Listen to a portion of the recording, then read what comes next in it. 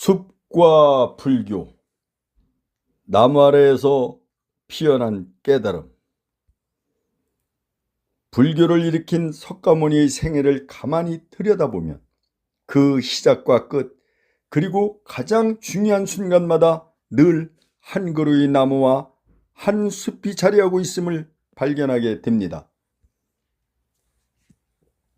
탄생도, 수행도, 깨달음도, 열반도 모두 숲과 나무 곁에서 이루어졌습니다. 석가모니의 아버지는 가필라 성의 왕 정반왕이었고 어머니는 마야 부인이었습니다. 어느 날 마야 부인은 꿈을 꾸었습니다. 상아가 6개 달린 흰 코끼리가 침전으로 들어와 방을 3바퀴 돌고는 오른쪽 옆구리로 스며드는 꿈이었습니다. 이 신비로운 꿈 이후 마야 부인은 태기를 느끼게 됩니다. 만삭이 된 마야 부인은 친정으로 향하던 길, 봄꽃이 만개한 길가를 지나 룸비니 동산에 이르렀을 때였습니다. 그곳에서 한 나뭇가지를 잡으려는 순간 오른쪽 옆구리에서 아기가 태어났다고 전해집니다. 그 나무가 바로 프라크사 나무, 산스크리트어로 아소카 나무입니다. 아소카에서 아는 없다, 소카는 근심을 뜻합니다. 곧 근심이 없는 나무, 무소라 불리는 나무입니다. 부처의 탄생은 근심이 없는 나무 아래에서 시작되었습니다. 그러나 현실의 삶은 결코 무가 아니었습니다. 태어난 지 7일 만에 어머니를 잃은 생사별리의 아픔을 겪습니다. 왕자로서의 부족함이 없는 삶이었지만 그 내면에는 깊은 고독과 허전함이 자리하고 있었습니다. 어쩌면 그 어린 시절의 상실이 출가의 씨앗이 되었는지도 모릅니다. 30세에 출가한 그는 35세에 이르기까지 혹독한 수행을 이어갑니다. 그 수행의 자리가 바로 보리수나무 아래였습니다. 보리수나무, 보나무, 포나무, 피팔라나무, 반야나무, 한자로는 보재수, 불수, 각수, 사유수, 융화수 등 참으로 많은 이름으로 불립니다. 인도어 보디는 깨닫다라는 뜻을 가지고 있습니다. 이를 한자로 옮기면 보재, 우리말로 읽으면 보리가 됩니다. 그래서 우리는 그 나무를 보리수라 부르게 된 것입니다. 보리수는 뽕나무과에 속하는 늘 푸른 큰 키나무로 높이 30m까지 자라고 잎이 무성하여 짙은 그늘을 들이웁니다. 인도와 같이 태양이 뜨거운 땅에서 그 그늘은 단순한 쉼터가 아니라 생명을 지켜주는 공간이었을 것입니다. 저는 나무와 풀, 씨앗을 심고 가꾸는 일을 합니다. 여름 한낮 햇빛이 가장 뜨거운 시간에 나무 아래 서본 사람은 압니다. 그늘이 단순히 햇빛을 가리는 것이 아니라 온도를 낮추고 바람을 머물게 하며 마음을 차분하게 만든다는 사실을 보리수 아래가 수행의 자리였다는 것은 어쩌면 너무도 자연스러운 일입니다. 잎은 바람에 흔들리고 빛은 인맥을 따라 흘러내리고 그 아래 앉은 사람은 자연스럽게 호흡을 고르게 됩니다. 깨달음은 거대한 궁전이 아니라 한 그루나무 그늘 아래서 찾아왔습니다. 부처께서 열반에 드실 때 역시 나무는 그 곁에 있었습니다. 사라수, 사라쌍수의 숲, 동서남북에 각각 한 쌍씩 서 있다고 전해집니다.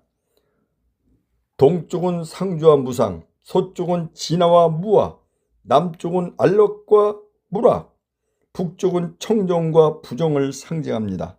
서로 대비되는 개념이 한 숲 안에서 함께 서 있습니다.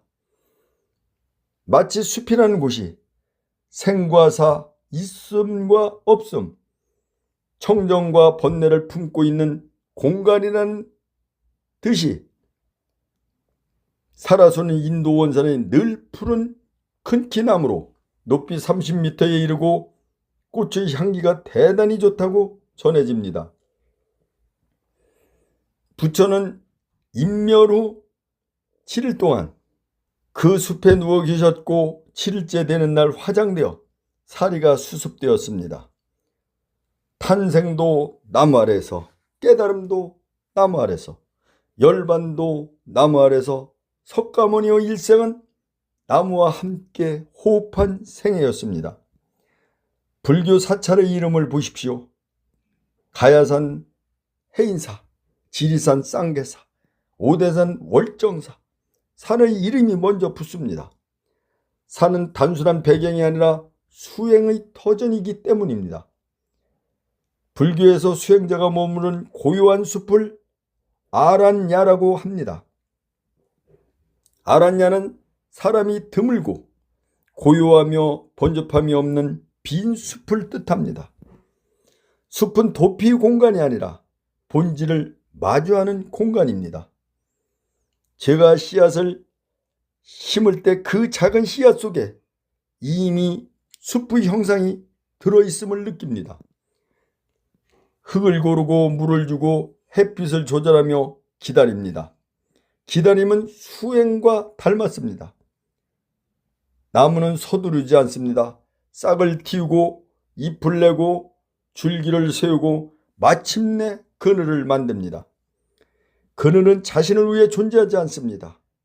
다른 생명을 쉬게 하기 위해 존재합니다.